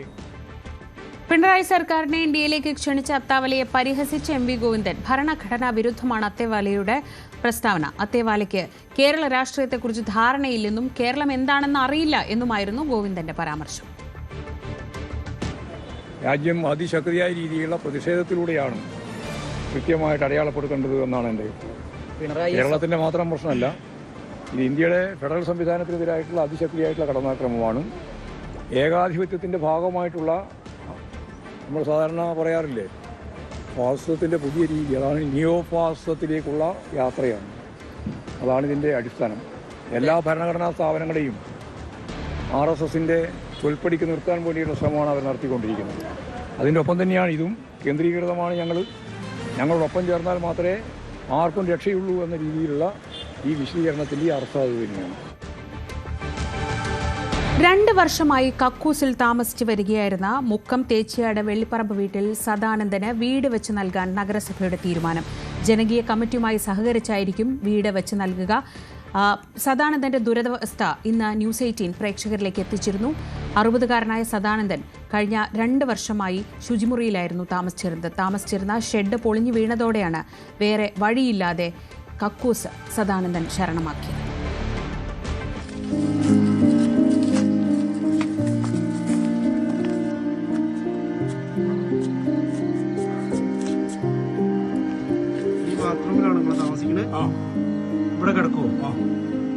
ഇത് മുക്കം നഗരസഭയിലെ തേച്ചിയാടിൽ നിന്നുള്ള ദൃശ്യങ്ങളാണ്. പുൽപ്പറമ്പിൽ സദാനന്ദൻ 2 വർഷത്തിലധികമായി താമസിക്കുന്നത് ഈ കക്കൂസിലാണ്. ഇത്തവണയും vote ചെയ്ത വ്യക്തിയാണ് സദാനന്ദൻ. ദുരവസ്ഥ അധികൃതരെ അറിയിച്ചപ്പോഴെല്ലാം ശരിയാക്കാമെന്ന പാഴ്വാക്കാണ് മറുപടിയെന്ന് സദാനന്ദൻ പറയുന്നു. പഴയ ഷെഡായിരുന്നെങ്കിലും 15 വർഷം മുമ്പ് പൊളിഞ്ഞു വീണപ്പോൾ സദാനന്ദന് നഷ്ടമായത് കിടപ്പാടമായിരുന്നു. പനയോല വെട്ടാൻ പോകുന്ന ജോലിയായിരുന്നു സദാനന്ദന്. ഒരിക്കൽ പനയിൽ നിന്ന് വീണതോടെ ജോലിക്ക് പോകാൻ കഴിയാതെയായി. നാട്ടുകാരുടെ സഹായത്തിൽ അങ്ങാടികളിൽ നിന്ന് ലഭിക്കുന്ന ഭക്ഷണവും ആരെങ്കിലും നൽകുന്ന ചെറിയ തുകകളും കൊണ്ടാണ് ജീവിതം മുന്നോട്ട് നീങ്ങുന്നത്. ആദ്യം വീണായിട്ട് കൊണ്ടുപോയി ചെറുതാക്കി തന്ന് പുതിയ അപ്പോൾ കടക്കല് ഒന്നിനടുക്ക കടക്കുക മണി കടക്കുക കാലൊക്കെ മെസ്സേജ് എടുത്തിട്ട് വേദനാകിയ കാലൊക്കെ. സ്ഥിതി ഇതായിട്ടും സദാനന്ദൻ നികുതി അടയ്ക്കണമെന്ന് ആവശ്യപ്പെട്ട് മുക്കം നഗരസഭ നോട്ടീസ് അയച്ചിരിക്കുകയാണ്. കിടപ്പാടമില്ലാത്ത താൻ എന്തിനാണ് നികുതി അടയ്ക്കേണ്ടതെന്നാണ് സദാനന്ദന്റെ ചോദ്യം. സദാനന്ദന് സ്വന്തമായി സ്ഥലമുണ്ട്. 5 വർഷം മുമ്പ് നാട്ടുകാർ ഉണ്ടാക്കിക്കൊടുത്ത ഒരു തറയുമുണ്ട്. പിന്നീട് അതിനുശേഷം മുൻപോട്ട് ഒരു പണിയും നടന്നില്ല.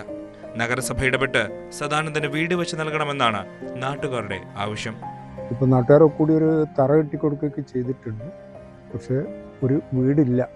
ഇതൊരു വളരെ ദയനീയമായ അവസ്ഥ. അപ്പം നമ്മൾ അതിദരിദ്രരില്ല എന്നാണല്ലോ വെപ്പ്, പക്ഷേ ഇപ്പോഴും ഇങ്ങനെയുള്ള ഒറ്റപ്പെട്ട ആൾക്കാരൊക്കെ ഉണ്ടെന്നുള്ളത് നമുക്കൊരു അപമാനമാണ്. അതുകൊണ്ട് കഴിയുന്ന ആൾക്കാർ എത്രയും പെട്ടെന്ന് ഈ സദാനന്ദന് ഒരു വീട് ഉണ്ടാക്കി കൊടുക്കണം.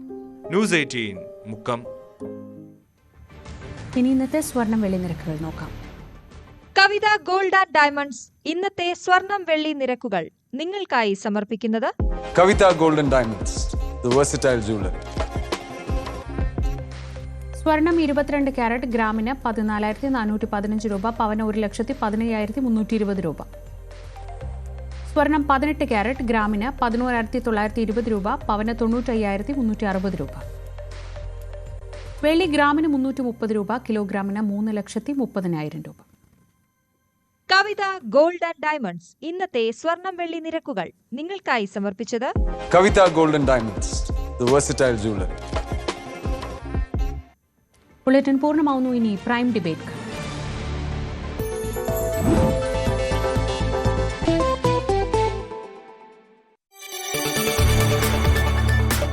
കൂടുതൽ വാർത്തകൾക്ക് news 18 Keralam YouTube channel subscribe ചെയ്യുക.